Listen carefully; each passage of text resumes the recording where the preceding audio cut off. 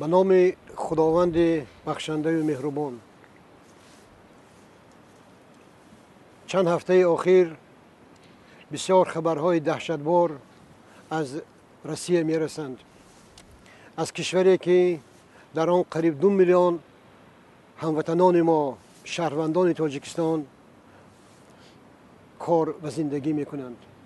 به نظر من شما همتان آگاه هستید که چند وقت اخیر در شهرهای گوناگون روسیه یک جنگ اعلان نشده به مقابل مهاجران، مخصوصا مهاجران آسیای مرکزی سر شد و در این روزهای دهشتبار چندین نفر شخصان بیگناه از جمله فرزندان تاجیکستان کشته شدند. وقتی من به دوستانم که در روسیه بودن زنگ می‌زدم، بسیاری آنها می‌ترسیدند که از خانه برآیند. بسیاری آنها بدبختانه در همون جای کارشان در خانه‌های مردم پنهان شده بودند و می‌ترسیدند که بیرون برآیند. آنهایی که به بیرون برآمده بودند آنها را در مترو، در راه تماما بیگان گناه می‌داشتند و لط و کوب می‌کردند. باور می‌کنید این شاید یکی از فاجعه‌های بسیار دهشتبار باشد که از نظر جامعه جهانی پنهان ماند. کسی در غم مردم ما نیست. من با یک بار دیگر به همین خلاصه آمدم که نانی که این مهاجران، این پرنده های مسافر، این طفلکان شما، برادران ما، خواهران ما در غربت، در مهاجرت کار میکنند، این زهر است، بدتر از زهر است. اما حکومت تاجیکستان یگان وقت در غم این مردم نبود، در غم مهاجران نبود.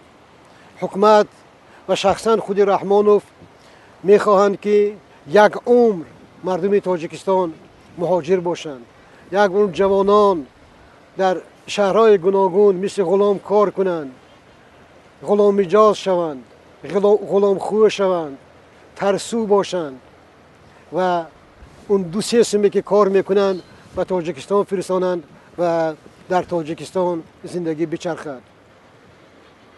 برادران عزیز، این پولی که شما کار میکنید اینم به کیسه رحمانوف و عائله ناصر رحمانوف و خانواده رحمانوف میرود.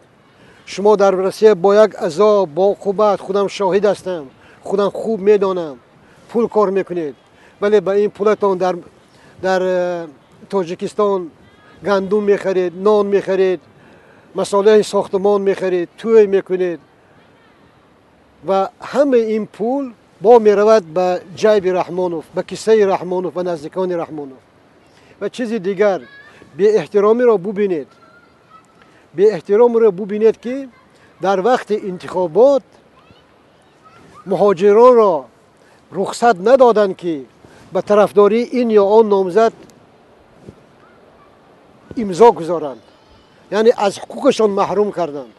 و انتخابات هم مخصوص در ماه نوامبر گذاشتند که در ماه نوامبر اکثریت کل مهاجران در همون جای کارشان هستند. و این تارتنک ها و این ماران ضحاک خون مردم را میمکند. شما ببینید یک بلیتی مثلا مسکو واشنگتن یا برلین واشنگتن یا برلین نیویورک یا مسکو نیویورک 9-10 ساعت پرواز دارد، 9 یا 10 ساعت پرواز دارد، از نرخ بلیتی مسکو دوشنبه یا دوشنبه مسکو ارزان است. این پول بلیت هم به کسی که می رود؟ به کیسه عائله رحمانوف، به کیسه خانواده رحمانوف. و چیز دیگر، اینها می ترسند که این جوانان در داخل باشند. ما اگر حتی خواهیم که یک گرد همایی هم کنیم، روستاها خالی هستند، در روستاها کسی نیست، در جاده ها کسی نیست، همه مردم در روسیه هستند. برای همین رحمانوف میخواهد که یک عمر شما مهاجر باشید، یک عمر شما غلام باشید، غلام دیگران. و حکومت هم دیگه پروایی ندارد، برای اینکه شما مردم را میخورانید، شما خانه های مردم را گرم میکنید، شما به پدر و مادرتان به اهل بیتتان سر و لباس میخرید، شما آنها را میخورانید، نه این حکومت. و این حکومت باز چشمی ناصر این حکومت باز به سوی کیسه شماست. باز یک بار دیگر میگویم اگر 4-5 سال دیگر ما رژیم رحمانوف را طاقت کنیم دیگر ما آینده نداریم، ما دیگر غلام میشویم. این یک مهاجرت تاجیکی این یک بدبختی است. بدبختی در آن است که یگانه کشوری که مردم ما میتوانند جای کار پیدا کنند این روسیه است. روسیه که بدبختانه در آنجا نام تاجیک از همه به یک نامی بد، به یک ملتی بی دفاع، ملتی بی تکیهگاه، ملتی بی پشتوبان، یک ملتی بی صاحب به حساب می رود. و آنه که در روسیه به مردم تاجیکستان مناسبت بد میکنند این هم سببگارش رحمانوف است. سببگارش همین بی پدر، همین بی معلم، همین بی مکتب، همین بی خاصیت است.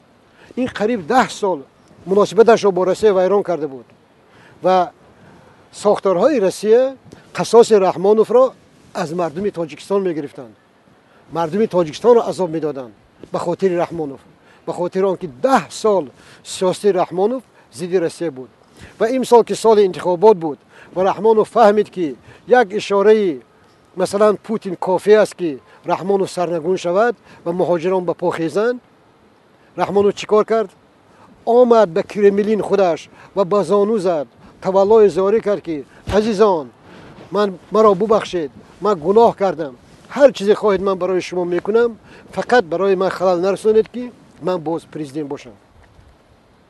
برای همین مهاجرت باید دانید و آگاه باشد که مهاجرت این بدبختی میبیارد، مهاجرت این عائله ها را ویران میکند، مهاجرت این فرزندهایی که بی پدر به وایه میرسند، مهاجرت این جوانانی که در همین 4-5 سال کارشان در غریبی، در غربت به بدترین کسلی ها گرفتار میشوند و همون پولی که کار میکنید شما امروز فردا به تبابتتان نمیرسد.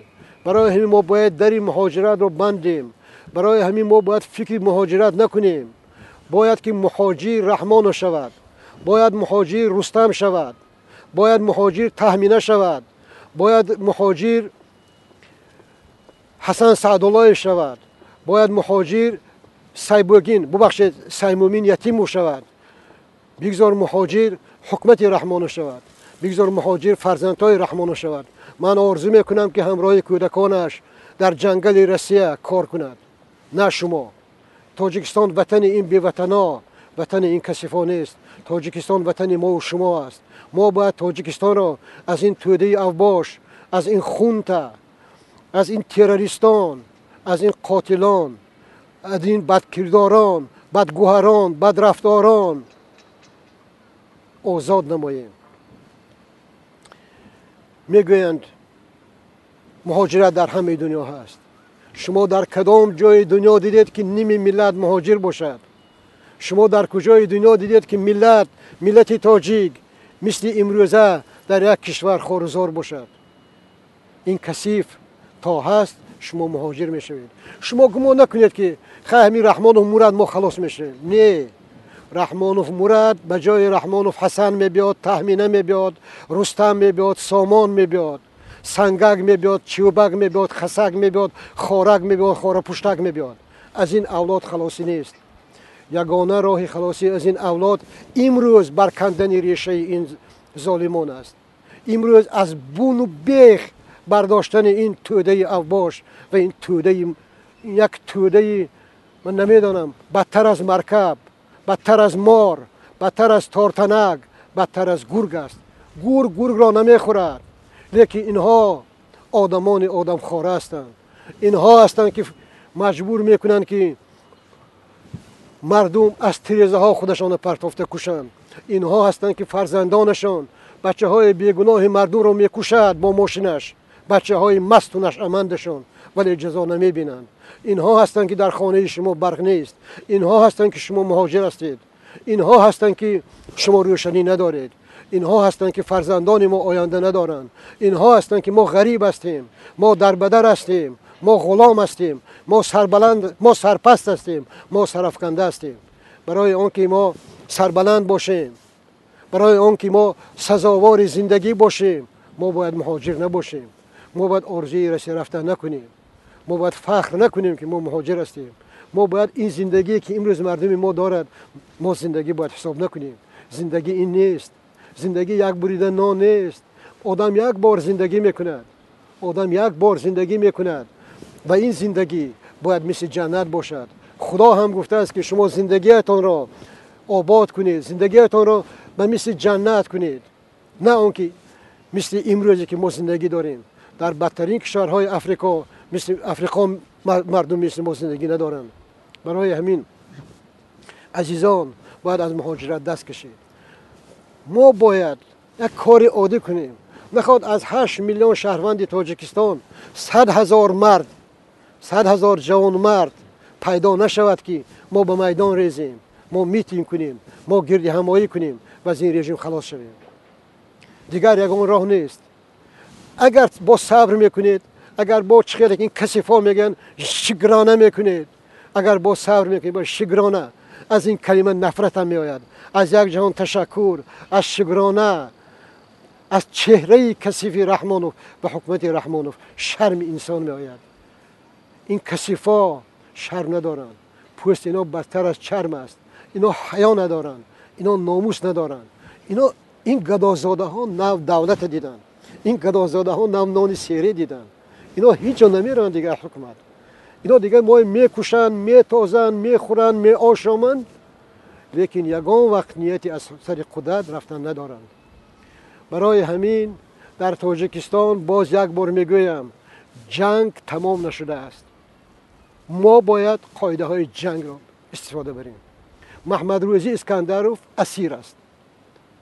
هزاران زندانیانی که بیگناه نشستند اسیر هستند. آنها زندانی نیستند، آنها گناهگار نیستند، آنها اسیر هستند، اسیر گرفتند. در جنگ چی باید کرد؟ اگر عسکری تو را دشمن، عسکری تو را اگر دشمن اسیر میگیرد، تو هم باید عسکری آن را اسیر بگیری. باید از روی قاعده های جنگ عمل کرد. اگر ما هم خاموش باشیم، اینها انصاف که ندارند، باز به تاری سری من و شما میشنند و پایهایشان را آویزان میکنند و هر کاری که میخوان میکنند. شما خودتون دیدید در همین 21 سال، شما دیدید که یک روزتون از یک روز دیگه تون بیش شده باشد.